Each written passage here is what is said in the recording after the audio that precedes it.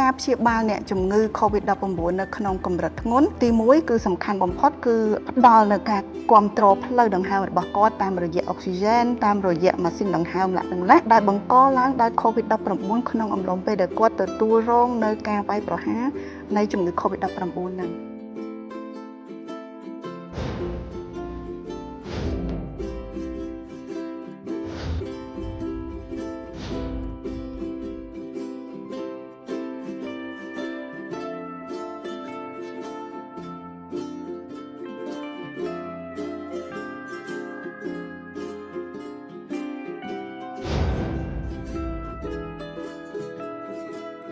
ចាសសូមគោរពនឹងជំរាបសួរប្រិមត្តជាទីមេត្រីសូមស្វាគមន៍មកកាន់កម្មវិធីសន្ទនាអំពីសុខភាពដែលឥឡូវនេះយើងកំពុងផ្សាយចេញពី Facebook Page ពេទ្យយើងនិង Facebook Page មន្ទីរភូមិព្យាបាលសង្ត្រាល់ចាសលោកអ្នកនាងធ្លាប់បានដឹងមកហើយថាកម្មវិធីយើងតែងតែនាំយកប្រធានបទថ្មីៗជុំវិញបញ្ហាសុខភាពក៏ដូចជាវិធីសាស្ត្រថែទាំសុខភាពផងដែរដែលមានការចូលរួមដោយវាគ្មិនកិត្តិយសរបស់យើងដែលជាវិជ្ជបណ្ឌិតល្បីៗដែលគាត់បានបញ្ចប់ការសិក្សាមកពីក្រៅប្រទេសនិងក្នុងប្រទេសផងដែរចាស សម្រាប់ថ្ងៃនេះគឺយើងនឹងជជែកពិភាក្សាពាក់ព័ន្ធជាមួយនឹងអាការៈអ្នកជំងឺ COVID-19 ដែលត្រូវសម្រាប់ព្យាបាលនៅមន្ទីរពេទ្យដែលមានការចូលរួមបកស្រាយដោយលោកស្រីវិជ្ជបណ្ឌិតឆនសុធារីឯកទេសជំងឺសួតនិងផ្លូវដង្ហើមនៃមន្ទីរភូមិព្យាបាលសង្ត្រាល់ចា៎ក៏ប៉ុន្តែមុននឹងចូលទៅដល់ប្រធានបទនេះនាងខ្ញុំក៏សូមបញ្ជាក់ផងដែរថាកម្មវិធីយើងមានការគ្រប់គ្រងដោយកម្មវិធីប្រព័ន្ធគ្រប់គ្រងមន្ទីរពេទ្យ Digital ពេទ្យយើងដែលជាប្រព័ន្ធមួយជួយសម្រួលដល់ប្រតិបត្តិការគ្រប់ផ្នែកទាំងអស់នៅក្នុងមន្ទីរពេទ្យចា៎ហើយថ្មីនេះកម្មវិធីពេទ្យយើងក៏បានដាក់ដំណើរការ app ថ្មីមួយឈ្មោះថា eHealth My Clinic ដែលជួយផ្ដល់ដំណោះស្រាយដល់ការទំនាក់ទំនងរវាងវិជ្ជបណ្ឌិតនិងអ្នកជំងឺផងដែរបងប្អូនអាចប្រើប្រាស់ app មួយនេះសម្រាប់ call ដើម្បីពិគ្រោះយោបល់ក៏ដូចជាណាត់ជួបវិជ្ជបណ្ឌិតនៅតាម app មួយនេះបានចា៎បងប្អូនអាចទាញយកនៅក្នុង App Store ឬ Play Store ដែលឥតគិតថ្លៃចា៎ហើយសម្រាប់មន្ទីរភូមិព្យាបាលសង្ត្រាល់បច្ចុប្បន្ននេះគឺកំពុងដាក់ដំណើរការមន្ទីរភូមិព្យាបាលនេះក្នុងការព្យាបាលអ្នកជំងឺ COVID-19 បងប្អូនអាចធ្វើការពិគ្រោះយោបល់ក៏ដូចជាព្យាបាលជំងឺនៅមន្ទីរភូមិព្យាបាលនេះផ្ទាល់ឬបងប្អូនអាចទំនាក់ទំនងជាមួយវិជ្ជបណ្ឌិតដើម្បីព្យាបាលបើសិនជាបងប្អូនធ្វើការព្យាបាលនៅផ្ទះដោយខ្លួនឯងហើយមិនច្បាស់ថាត្រូវព្យាបាលយ៉ាងណាបងប្អូនអាចធ្វើការទំនាក់ទំនងមកកាន់ Facebook Page មន្ទីរភូមិព្យាបាលសង្ត្រាល់បានចា៎ចាឥឡូវនេះយើងងាកមកកាន់ប្រធានបទរបស់យើងវិញចាដើម្បីចង់ដឹងថាតើអាការៈបែបណាដែលយើងត្រូវព្យាបាលនៅមន្ទីរពេទ្យនោះសូមជួបជាមួយនឹងលោកស្រីវិជ្ជបណ្ឌិតដូចតទៅចាជម្រាបសួរអ្នកគ្រូចាសុខសប្បាយទេអ្នកគ្រូចាសុខសប្បាយអូនចាអរគុណច្រើនមែនតើដែលថ្ងៃនេះបានផ្ដល់កិត្តិយសឲ្យនាងខ្ញុំក៏ដូចជាក្រុមការងាររបស់កម្មវិធីសន្ទនាអំពីសុខភាពបានជួបសម្ភាសន៍នៅថ្ងៃនេះចាហើយឥឡូវនេះយើងនឹងជជែកពិភាក្សាពាក់ព័ន្ធជាមួយនឹងអាការៈអ្នកជំងឺ COVID-19 ដែលត្រូវសម្រាកនៅមន្ទីរពេទ្យតើអ្នកគ្រូអាចពន្យល់បន្តិចបានទេថាតើប្រភេទនៃជំងឺ COVID-19 ដែលកំពុងរីករាលដាលនៅក្នុងសកលលោកនិងកម្ពុជាតើអាចពន្យល់អំពីប្រភេទនៃជំងឺនីមួយៗបន្តិចបានទេចាចាអរគុណអូនសម្រាប់សំណួរនេះឥឡូវនេះបច្ចុប្បន្នគឺយើងបានដឹងហើយថា COVID-19 វាបានមានវត្តមាននៅលើពិភពលោកយើងនឹងជាង2ឆ្នាំរួចទៅហើយក៏មានវ៉ារីនជាច្រើនដែលកើតឡើងថ្មីបន្តបន្ទាប់គ្នាបច្ចុប្បន្ននេះគឺវ៉ារីនដែលកំពុងតែវាយលុកនៅលើពិភពលោកមិនថាតែប្រទេសកម្ពុជាក្តីគឺមានវ៉ារីន Delta ក៏ប៉ុន្តែដោយឡែកថ្មីនេះមែនតើគឺមានវ៉ារីនថ្មីមួយទៀតដែលយើងហៅថា Omicron ដែលកំពុងតែរីករាលដាលយ៉ាងគួរឲ្យចាប់អារម្មណ៍ហើយនឹងព្រួយបារម្ភមែនទែនសម្រាប់ពិភពលោកយើងហើយយើងឃើញថាប្រហែលជាជិត100ប្រទេសជាងទៅហើយឥឡូវហ្នឹងគឺមានការឆ្លងរបស់ Omicron ដែលឡែកនៅប្រទេសកម្ពុជាយើងក៏មានដែរក៏ប៉ុន្តែ Omicron នេះមិនទាន់ឈានទៅដល់ការរីករាលដាលសហគមន៍នៅឡើយទេនៅប្រទេសកម្ពុជាយើងគឺគ្រាន់តែជាការរីករាលដាលតាមរយៈការនាំចូលពីប្រជាពលរដ្ឋយើងដែលគាត់ធ្វើដំណើរមកពីក្រៅប្រទេសចូលមកប្រទេសកម្ពុជាយើងចាអរគុណច្រើនអ្នកគ្រូសម្រាប់ជំងឺ COVID-19 នេះដែរថាតើមនុស្សណាដែលងាយប្រឈមនឹងជំងឺនេះជាងគេអ្នកគ្រូចាសម្រាប់អ្នកជំងឺដែលងាយប្រឈមជាងគេបើនិយាយទៅយើងមានអ្នកជំងឺដែលយើងបារម្ភខ្លាំងគឺមាន4ប្រភេទទី1គឺអ្នកជំងឺដែលគាត់មានមិនបានចាក់វ៉ាក់សាំងចាគឺជាប្រភេទបុគ្គលដែលយើងបារម្ភខ្លាំងបន្ទាប់មកទៀតគឺអ្នកដែលគាត់មានអាយុច្រើននៅទីនេះគឺយើងគិតថាអាយុ50ឆ្នាំឡើងទៅគឺយើងគិតថាគាត់ជាបុគ្គលដែលងាយនឹងឆ្លង COVID-19 ហើយអាចនឹងវិវត្តទៅរកភាពធ្ងន់ធ្ងរ អ្នកជំងឺដែលគាត់មានធាត់និងអ្នកជំងឺស្ត្រីមាសផ្ទៃពោះដែរជាពិសេសគឺនៅក្នុងអំឡុងត្រីមាសទី3ឡើងទៅគឺជាប្រភេទបុគ្គលដែលប្រឈមខ្ពស់ប៉ុន្តែក៏មាននៅអ្នកជំងឺមួយចំនួនទៀតក៏អាចជាហានិភ័យផងដែរជាទូទៅគឺអ្នកជំងឺដែលគាត់មានជំងឺប្រចាំកាយដូចជាជំងឺទឹកនោមផ្អែមជំងឺបេះដូងជំងឺខ្សោយក្រលៀនរ៉ាំរ៉ៃជំងឺខ្សោយថ្លើមរ៉ាំរ៉ៃឬក៏ជំងឺមហារីកឬក៏គាត់មានជំងឺផ្គត់ផ្សំរាងកាយណាមួយដែលរ៉ាំរ៉ៃប្រើប្រាស់ថ្នាំជាប្រចាំអញ្ចឹងប្រភេទបុគ្គលទាំងអស់ហ្នឹងហើយគឺជាបុគ្គលដែលអាចនឹងងាយឆ្លង COVID-19 ហើយអាចវិវត្តទៅរកភាពធ្ងន់ធ្ងរចាអ្នកគ្រូខ្ញុំចាប់អារម្មណ៍ឃើញអ្នកគ្រូលើកឡើងពាក់ព័ន្ធជាមួយនឹងស្ត្រីមានផ្ទៃពោះដែលគាត់អំឡុងពេលត្រីមាសទី3ណាគាត់ងាយនឹងប្រឈមនឹងជំងឺ COVID-19 នេះដែរខ្ញុំចង់ដឹងថាហេតុអីបានជាគាត់ងាយប្រឈមណាអ្នកគ្រូចាពីរយៈពេលមុនណាគឺយើងឃើញថាស្ត្រីមានផ្ទៃពោះយើងភាគច្រើនគាត់អត់បានទទួលការចាក់វ៉ាក់សាំងទេដោយសារតែអំឡុងពេលដំបូងគឺ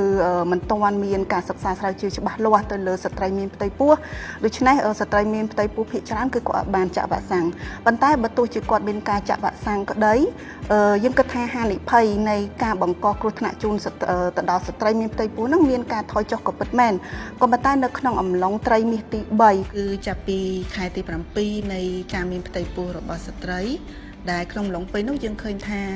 ទំហំសួតរបស់ស្ត្រីត្រូវបានរួមតូចដោយសារតែមានការសង្កត់អំពីទំហំកូនរបស់គាត់ដែលធ្វើឲ្យការងាររបស់សួតរបស់គាត់ហ្នឹងទាំងការដកដង្ហើមក្តីទាំងការស្រូបយកអុកស៊ីហ្សែនក្តីគឺមានការថយចុះជាងមុនស្របពេលដែលពួកគាត់ត្រូវការងារសួតហ្នឹងបន្ថែមលើសពីមុនទៅទៀតអញ្ចឹងក្នុងករណីដែលគាត់ឆ្លង COVID-19 នៅក្នុងអំឡុងពេលចាប់ពីត្រីមាសទី3នេះទៅគឺជាហានិភ័យមួយដែលអាចធ្វើឲ្យគាត់វិវត្តទៅរកភាពធ្ងន់ធ្ងរហើយក្រៅពីនេះក៏មានកត្តាជាច្រើនទៀតគួបផ្សំគ្នាដែលអាចធ្វើឲ្យស្ត្រីមានផ្ទៃពោះនៅចាប់ពីត្រីមាសទី3ទៅហ្នឹងគឺជាបុគ្គលដែលមានហានិភ័យដែលអាចវិវត្តទៅរកភាពធ្ងន់ធ្ងរផងដែរចាចាអរគុណច្រើនអ្នកគ្រូដែលបានពន្យល់ពាក់ព័ន្ធជាមួយនឹងជំងឺ COVID-19 ចំពោះស្ត្រីមានផ្ទៃពោះសម្រាប់ជំងឺនេះដែរអ្នកគ្រូខ្ញុំចង់ដឹងថាតើដោយសារតែពីមុនរដ្ឋាភិបាលយើងបានអនុម័តច្បាប់មួយគឺឲ្យអ្នកជំងឺ COVID អាចសម្រាប់ព្យាបាលនៅផ្ទះបានដែរអញ្ចឹងអ្នកគ្រូអញ្ចឹងខ្ញុំចង់ដឹងពីលក្ខខណ្ឌនឹងរៀងលម្អិតបន្តិចចង់ដឹងថាតើគាត់មានអាការៈបែបណាដែរដែលត្រូវសម្រាប់នៅផ្ទះព្យាបាលនៅផ្ទះដោយខ្លួនឯងហើយអាការៈបែបណាដែលត្រូវទៅមន្ទីរពេទ្យភ្លាមចាអរគុណចាអរគុណសម្រាប់សំណួរនេះ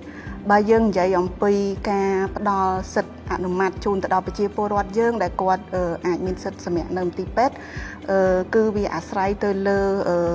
ភាពធ្ងន់ធ្ងររបស់ជំងឺ COVID-19 ដែរអញ្ចឹងឆ្លងកាត់រយៈកាលជាង2ឆ្នាំកន្លងមកមិនថាតែប្រទេសកម្ពុជាឬក៏ពិភពលោកទាំងមូលទេយើងបានដឹងថា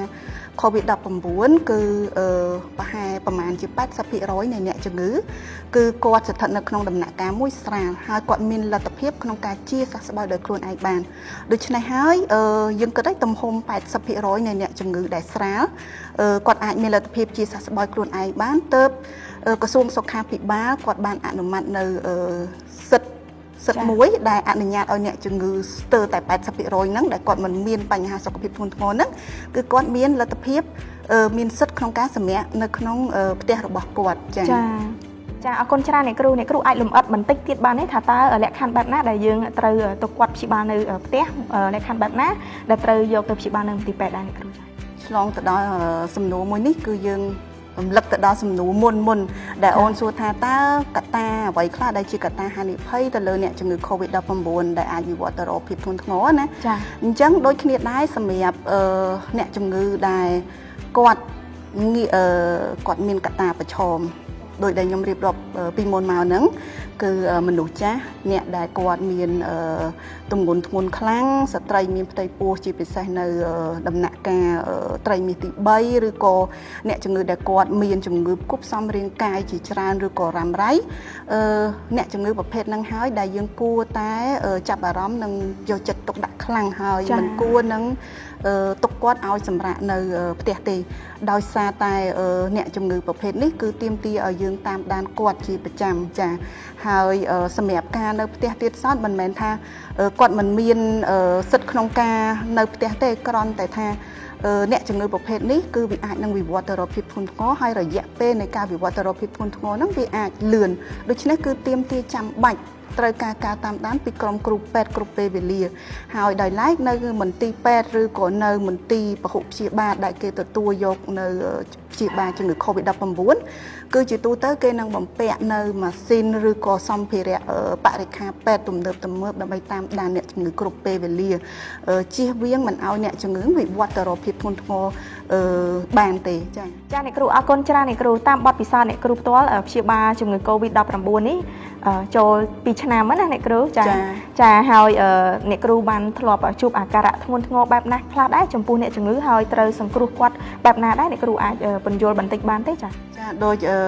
អូនបានដឹងអញ្ចឹងជំងឺ COVID-19 គឺជាជំងឺផ្លូវដង្ហើមអញ្ចឹងបញ្ហាចម្បងដែលយើងជួបមុនគេអាការៈដែលយើងព្រួយបារម្ភមុនគេគឺតាក់ទងនឹងផ្លូវដង្ហើមហ្នឹងហើយគឺបានន័យថាអ្នកជំងឺនៅពេលដែលគាត់វិវត្តទៅរកភាពធ្ងន់ធ្ងរគាត់អាចនឹងមានការរលាកសួតធ្ងន់ធ្ងរដែលតម្រូវឲ្យអ្នកជំងឺត្រូវការប្រើប្រាស់នៅអុកស៊ីហ្សែនជំនួយក្នុងករណីដែលគាត់ធ្ងន់ធ្ងរមែនទែនគឺយើងអាចឈានទៅដល់ការប្រើប្រាស់ម៉ាស៊ីនដង្ហើមជំនួយដើម្បីជួយ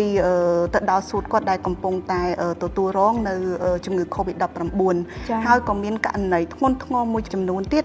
ដែលក្រុមគ្រូពេទ្យត្រូវតែបង្ខំចិត្តប្រើប្រាស់ទុយោដង្ហើមដែលគេហៅថា intubation ដើម្បីជួយសង្គ្រោះទៅដល់ដង្ហើមអ្នកជំងឺផងដែរដោយឡែកCOVID-19 នៅពេលដែលវាឈានទៅដល់ដំណាក់កាលធ្ងន់មែនទែនវាមិនមែនប៉ះត្រឹមតែផ្លូវដង្ហើមរបស់អ្នកជំងឺទេអញ្ចឹងក្នុងករណីហ្នឹងវាអាចប៉ះពាល់ទៅដល់បេះដូងរបស់គាត់អាចប៉ះពាល់ទៅដល់ក្រលៀនអាចប៉ះពាល់ទៅដល់ថ្លើមហើយនឹងមានជំងឺមួយចំនួនទៀតដែលយើងបារម្ភខ្លាំងគឺជំងឺស្ទះសរសៃឈាមតូចនៅ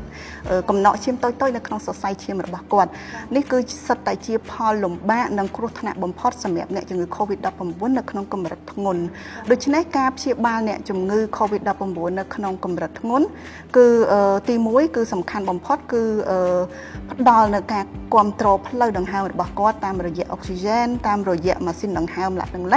ហើយនឹងផ្គប់ផ្សំជាមួយនឹងការព្យាបាលនៅផលលំបាកផ្សេងទៀតដែលបង្កឡើងដោយ COVID-19 ក្នុងអំឡុងពេលដែលគាត់ទទួលរងនៅការវាយប្រហារនៃជំងឺ COVID-19 ហ្នឹងចាអ្នកគ្រូខ្ញុំចាប់អារម្មណ៍នៅពេលដែលជំងឺ COVID-19 ហ្នឹងវាលុកដល់កលៀនដល់ថ្លើមដល់អីហើយតើយើងនៅតែអាចសង្គ្រោះគាត់បានដែរឬទេអ្នកគ្រូចានៅក្នុងករណីដែលអ្នកជំងឺគាត់ឈានទៅដល់ការប៉ះថ្លើមប៉ះក្រលៀនប៉ះបេះដូងគឺបានន័យថាអ្នកជំងឺយើងគឺស្ថិតនៅក្នុងដំណាក់កាលធ្ងន់មែនទែនហើយមានអ្នកជំងឺមួយចំនួនគឺយើងអាចជួយសង្គ្រោះគាត់បានក៏ប៉ុន្តែអ្នកជំងឺមួយចំនួនទៀតគឺក៏យើងមិនអាចសង្គ្រោះគាត់បានដែរដោយសារតែការវាយប្រហារដោយ COVID-19 ហ្នឹងវាធ្ងន់ធ្ងរពេកសម្រាប់អ្នកជំងឺដោយឡែកក៏មានអ្នកជំងឺមួយចំនួនទៀតដែលគាត់ធ្ងន់ធ្ងរមែនទែនហើយក្រុមគ្រូពេទ្យយើងបានជួយសង្គ្រោះគាត់ឆ្លងផុតពីការវាយលុកដោយ COVID-19 ហើយក្តីក៏កត្តាមួយចំនួនជំងឺមួយចំនួនគាត់នៅសល់សំណល់ក្រោយពី COVID-19 ដែលធ្វើឲ្យគាត់រស់នៅក្នុងស្ថានភាពមួយដែលរស់នៅជាមួយនឹងជំងឺរ៉ាំរ៉ៃក្រោយអំពី COVID-19 នេះហើយគឺជាការព្រួយបារម្ភរបស់ក្រុមគ្រូពេទ្យរបស់យើងចាអ្នកគ្រូខ្ញុំទើបតែដឹងទេថាបន្ទាប់ពីយើងព្យាបាលហើយវាអាចមានជំងឺអីផ្សេងទៀតបន្ទាប់នឹងអ្នកគ្រូអាចបញ្ជាក់បានទេថាជំងឺរ៉ាំរ៉ៃដែលអ្នកគ្រូបានលើកឡើងមកមានជំងឺអីខ្លះដែរអ្នកគ្រូហើយអាការៈយ៉ាងណាដែរចាដូចខ្ញុំបានបញ្ជាក់មកអញ្ចឹងនៅពេលដែលគាត់ឈានទៅដល់ដំណាក់កាលធ្ងន់គឺ COVID-19 វាមិនត្រឹមតែប៉ះទៅលើសួតដែលអាចធ្វើឲ្យអ្នកជំងឺគាត់មានបញ្ហាខ្សោយសួតរ៉ាំរ៉ៃនោះទេវាប៉ះបេះដូងវាប៉ះកលៀនប៉ះថ្លើមបញ្ហាស្ទះសរសៃឈាមដោយកំណកឈាមតូចទាំងអស់ហ្នឹងហើយគឺជាផលលំបាកអញ្ចឹងថ្ងៃក្រោយប៉ះសិនឧទាហរណ៍ថាអ្នកជំងឺហ្នឹងប៉ះទៅលើសាច់ដុំបេះដូងរបស់គាត់អញ្ចឹងថ្ងៃក្រោយគាត់អាចមានបញ្ហាស្លោកសាច់បេះដូងនៅកន្លែងណាមួយឬក៏បេះដូងរបស់គាត់ខ្សោយជាងមុនកលៀនរបស់គាត់អាចនឹងវិវត្តទៅរកជំងឺខ្សោយក្រលៀនបន្តិចម្ដងដោយសារតែ COVID-19 ហើយនៅមានបញ្ហាជាច្រើនទៀតសូម្បីតែបញ្ហាកាពះពោះវៀនក៏អាចប៉ះពាល់ផងដែរនេះទាំងអស់ហ្នឹងសញ្ញាទាំងអស់ហ្នឹងហើយនឹងផលប៉ះពាល់ទាំងអស់ហ្នឹងគឺភាគច្រើនយើងឃើញទៅលើអ្នកជំងឺដែលគាត់ស្ថិតនៅក្នុងកម្រិតធ្ងន់ចាសម្រាប់អ្នកជំងឺស្រាលគឺយើងអត់សូវជួបទេចាអ្នកគ្រូ ចាអញ្ចឹងហើយបានជាសារមួយផ្ដាំជូនទៅដល់ប្រជាពលរដ្ឋយើងផងដែរថាសម្រាប់ជំងឺ COVID-19 នេះវាមិនមែនកើតឡើងភ្លាមហើយវិវត្តទៅរកភាពធ្ងន់ធ្ងរភ្លាមទេពីព្រោះវាត្រូវការពេលវេលាដើម្បីវិវត្តពីដំណាក់កាលដែលគ្មានរោគសញ្ញាទៅដំណាក់កាលដែលមានរោគសញ្ញាបន្ទាប់មកវាវិវត្តទៅដំណាក់កាលដែលធ្ងន់ធ្ងរអញ្ចឹងហើយដើម្បីជៀសវាងនៅរាល់បញ្ហាដែលដូចដែលនេះខ្ញុំបានជម្រាបពីខាងលើដែលអាចនឹងមានសំណល់ក្រោយពី COVID-19 ដែលយើងទុកខ្លួនយើងឲ្យវិវត្តទៅរកភាពធ្ងន់ធ្ងរនោះអញ្ចឹងប្រជាពលរដ្ឋគួរតែទទួលការប្រឹក្សាជាមួយនឹងវិជ្ជបណ្ឌិតជំនាញទាក់ទងនឹងការព្យាបាលជំងឺ COVID-19 ហ្នឹងឲ្យបានលឿនបំផុតជៀសវាងកុំឲ្យជំងឺហ្នឹងវិវត្តទៅរកភាពធ្ងន់ធ្ងរតាន់ចា៎ចាអរគុណច្រើនអ្នកគ្រូណាចាអ្នកគ្រូឃើញថាអ្នកគ្រូបានធ្វើការងារនេះជិត2ឆ្នាំជាងហើយណាអ្នកគ្រូហើយខ្ញុំចង់ដឹងថាតើអ្នកជំងឺគាត់ត្រូវសហការជាមួយនឹងគ្រូពេទ្យយ៉ាងដូចម្តេចដែរដើម្បីឲ្យការព្យាបាលហ្នឹងកាន់តែមានប្រសិទ្ធភាពហើយកុំឲ្យមានផលប៉ះពាល់យូរអង្វែងដូចអ្នកគ្រូបានលើកឡើងថាអាចមានជំងឺអីរ៉ាំរ៉ៃក្រោយពីព្យាបាលហ្នឹងទៀតអញ្ចឹងណាចាអ្នកគ្រូការសហការមិនថាតែជំងឺ COVID-19 ទេជំងឺគ្រប់បែបយ៉ាងទាំងអស់នៅពេលដែលអ្នកជំងឺគាត់ទាមទារការព្យាបាលគឺគាត់ដាច់ខាតត្រូវតែចូលរួមសហការជាមួយនឹងក្រុមគ្រូពេទ្យស្ដាប់នៅការណែនាំបញ្យលអំពីក្រុមគ្រូពេទ្យហើយសម្រាប់អ្នកជំងឺនិងក្រុមគ្រួសារគឺគាត់ត្រូវតែគោរពទៅតាមវិជ្ជបញ្ជារបស់គ្រូពេទ្យអញ្ចឹងបើសិនបើគាត់អាចគោរពទៅតាមការណែនាំនិងវិជ្ជបញ្ជារបស់ក្រុមគ្រូពេទ្យរបស់យើងគឺខ្ញុំជឿជាក់ថាការព្យាបាលនឹងទទួលបានប្រសិទ្ធភាពខ្ពស់ចាអ្នកគ្រូអរគុណច្រើនណាស់អ្នកគ្រូហើយឥឡូវនេះដោយសារតែពេលវេលាយើងខ្លីនាងខ្ញុំមិនអាចបន្តកិច្ចពិភាក្សានេះទៀតទេអញ្ចឹងជាចុងក្រោយតើអ្នកគ្រូមានជាអនុសាសន៍ក៏ដូចជាវិធីសាស្ត្រការពារខ្លួនយ៉ាងដូចម្តេចខ្លះសម្រាប់ប្រិយមិត្តដែលកំពុងតាមដានទស្សនាចា៎សម្រាប់ការការពារខ្ញុំដឹងថាកន្លងមក2ឆ្នាំមកនេះគឺក្រសួងសុខាភិបាលគាត់តែងតែធ្វើការផ្សព្វផ្សាយនិងដាក់ជាវិធានការការពារ3កុំ3ការពារនោះហើយគាត់តែងតែរំលឹកជាប្រចាំហើយខ្ញុំក៏បានឃើញដែរថាប្រជាជនយើងឥឡូវហ្នឹងគឺគាត់មានការយល់ដឹងច្រើនគាត់ចេះការពារខ្លួនឯងច្រើនវិធីការពារដែលក្រសួងសុខាភិបាលគាត់បានដាក់ជូនទៅដល់ប្រជាពលរដ្ឋហ្នឹងគឺគាត់អនុវត្តបានល្អខ្ជាប់ខ្ជួនតែទោះជាយ៉ាងណាក៏ដោយនាងខ្ញុំក៏មានជាសំណុំពរដោយសារតែយើងដឹងហើយថាជំងឺ COVID-19 គឺវាអាចនឹងវិវត្តទៅរកភាពធ្ងន់ធ្ងរទៅលើអ្នកជំងឺដែលគាត់មានអាយុច្រើនអ្នកជំងឺដែលគាត់មានជំងឺផ្គប់ផ្សំរាងកាយរ៉ាំរ៉ៃមួយចំនួនហើយប្រភេទជំងឺបែបនេះជាទូទៅគាត់នៅតែផ្ទះទេគាត់អត់សូវបានចេញទៅក្រៅទេអញ្ចឹងអ្វីដែលនាំ COVID-19 ជូនគាត់គឺច្រើនតែអ្នកនៅជុំវិញឬក៏ក្រុមគ្រួសាររបស់គាត់ដូច្នេះបើទោះជាគាត់គោរពនៅវិធានការល្អប៉ុន្តែខ្លះវាមានចន្លោះហើយពេលខ្លះគាត់ដោយសារតែគាត់បានចាក់វ៉ាក់សាំងគ្រប់គ្រាន់គាត់ពេលខ្លះគាត់អាចនឹងរៀងធ្លាក់ដៃបន្តិចអញ្ចឹងសូមឲ្យបងប្អូនដែលគាត់ជាប្រជាពលរដ្ឋដែលគាត់មានកម្លាំងមាំមួនគាត់បន្តការងារនៅខាងក្រៅនោះគួរតែបន្តនៅវិធានការការពារបន្តទៅទៀតដើម្បីជៀសវាងការនាំវីរុស COVID-19 ពីក្រៅផ្ទះជូនទៅដល់ក្រុមគ្រួសារដែលគាត់ជាប្រភេទអ្នកជំងឺមានហានិភ័យចានេះគឺជាការសំណូមពរទៅដល់ប្រជាពលរដ្ឋយើងចាអរគុណច្រើនមែនតើនៅមតិយោបល់ចុងក្រោយក៏ដូចជាអនុសាសន៍ផ្ដាំផ្ញើជូនដល់ប្រិយមិត្តហើយសង្ឃឹមថាអ្នកគ្រូថ្ងៃក្រោយទៀតនឹងលើកយកវិធានបទថ្មីៗជុំវិញបញ្ហាសុខភាពជាពិសេសពាក់ព័ន្ធជាមួយនឹងបញ្ហាផ្លូវដង្ហើមក៏ដូចជាជំងឺសួតអីជាដើមណាអ្នកគ្រូដើម្បីចូលរួមមកចែករំលែកនៅក្នុងកម្មវិធីសន្ទនាអំពីសុខភាពរបស់យើងបន្ថែមទៀតចាអ្នកគ្រូចាលោកនាងជាទីមេត្រីដោយសារតែពេលវេលាយើងខ្លីនាងខ្ញុំមិនអាចបន្តកិច្ចពិភាក្សានេះជាមួយនឹងលោកស្រីវិជ្ជបណ្ឌិតបានទៀតនោះទេប៉ុន្តែសង្ឃឹមថាបងប្អូននឹងនៅតែគាំទ្រនៅកម្មវិធី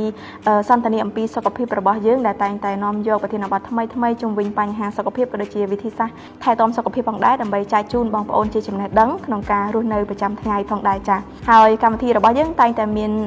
ការចាក់ផ្សាយនៅលើ Facebook Page ពេទ្យយើងវេលាម៉ោង